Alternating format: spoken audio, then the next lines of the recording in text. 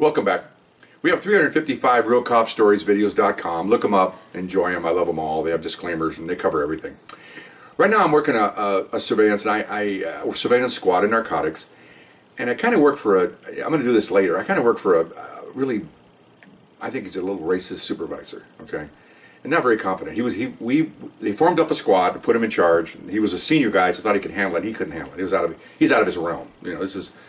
Most of us had been in this one expertise of following major narcotic dealers. He had not been in there, and he didn't know how to handle this. He was out of his element. So, ironically, whenever he was on a day off, I was the assistant. We made cases, and later on, my captain found that out, and he basically, when this gentleman left, he called us all in to reassign us, and he looked at me and he says, "I noticed, smart guy. That's why he's a captain. I noticed that every time he was off, you guys made cases." Ouch! And I went, "Yeah. Why is that?" And I told him, I thought, well, he's not into it. He goes, "That's a nice way of saying that." And I said, "Yeah." So we all got reassigned to better jobs. But anyway, this is a day he's off, and we used to get clues from all over the place. And we got a clue from a federal person, a federal detective, DEA, that this house was possibly dealing out in Fontana. And I gave the name of the city, but it doesn't really matter. It's about 60 miles due east. Okay, but the guy lived near LA, so we set up on him in the morning.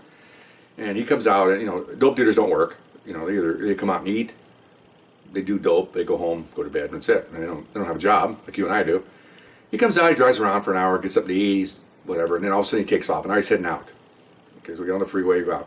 Well, he goes to that town, goes to a house. Okay, so we're watching the house. I've only got 3 people with me. Actually, I had 4. We usually have like 8. Some guys are off, and he took off, and so I thought, well, let's just do this, something to do, stay busy. You don't want you pay taxes. We should not sit around and play pinochle. We should be out there looking at suspects. Okay, so there's 4 of us.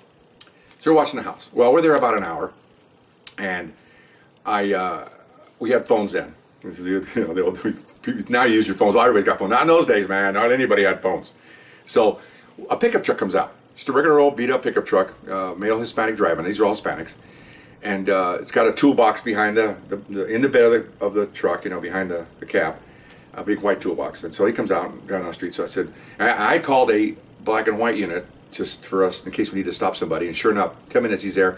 I said, I need that truck stopped. Okay, so he gets in behind it, and one of my guys pulls up, and we got the other 3 watching the house. Got a big motorhome at the house and all that stuff. Okay, so the stop's made. So I had a really sharp guy working with me, for me, one of my subordinates. So he tells me this, and I saw it later.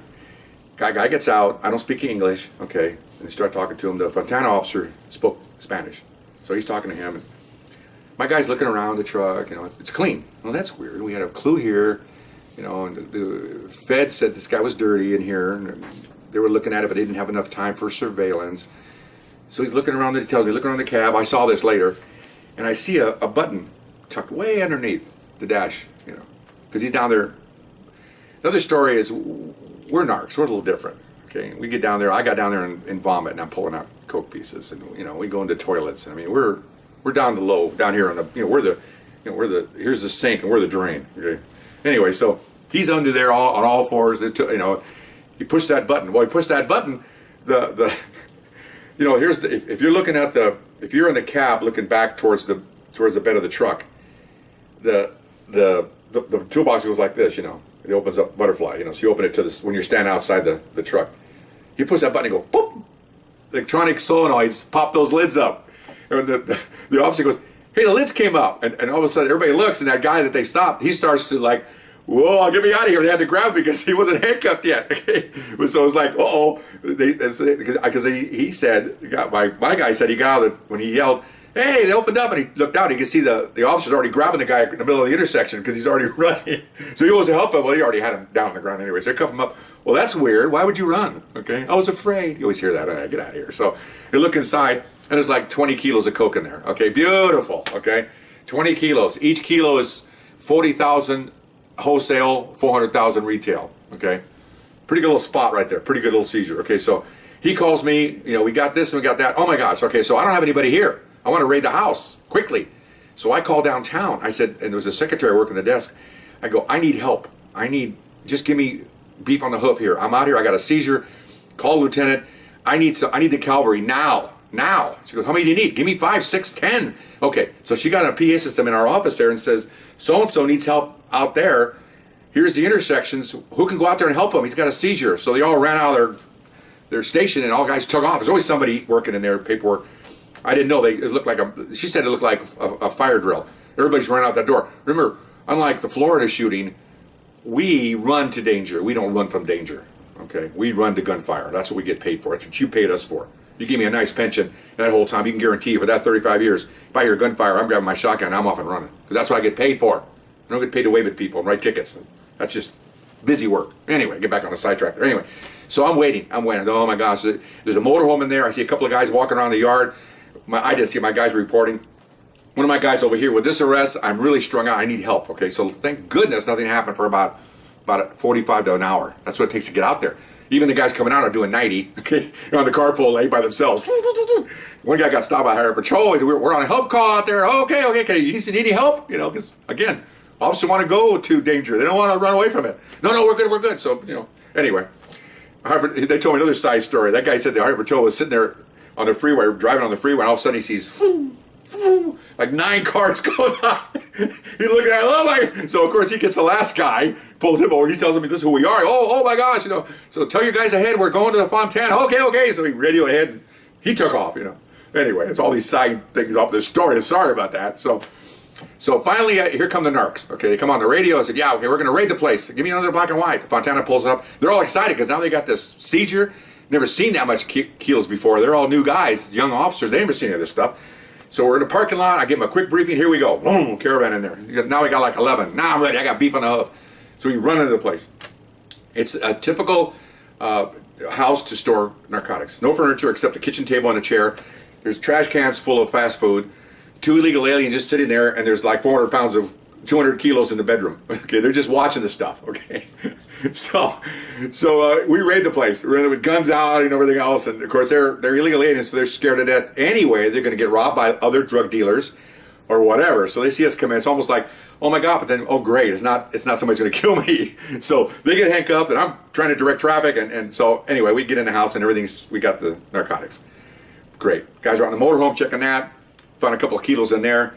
Motorhome now, it's ours now. We're going to seize that bad boy, okay? It was about a 5-year-old motorhome, pretty good size. Those Bounders, I think it's a brand, a big Bounder motorhome.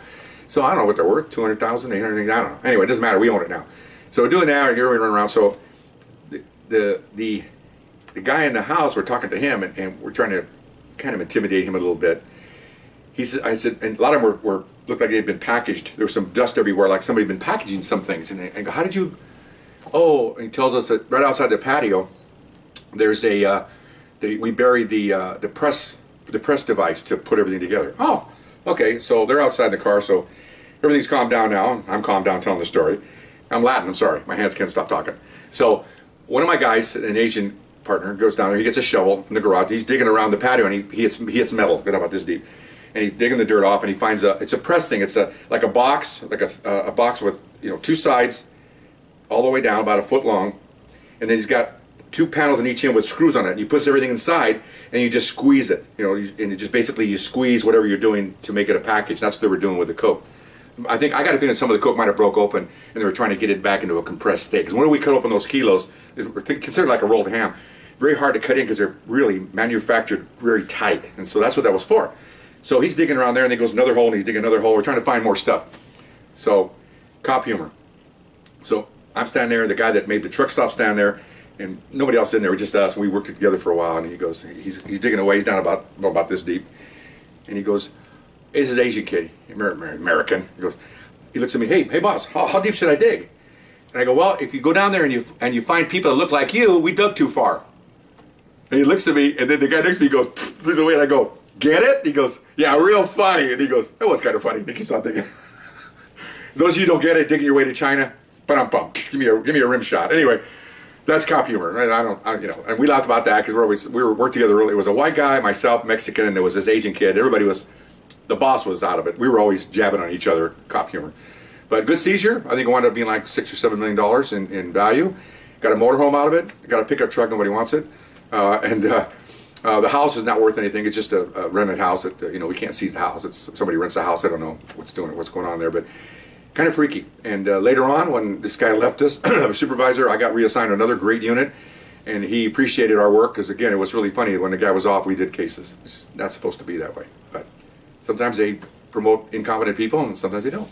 So anyway, hope you enjoyed that one. Sorry I rambled on a little bit. Well, we'll see you next time. Okay, thank you very much. Bye-bye.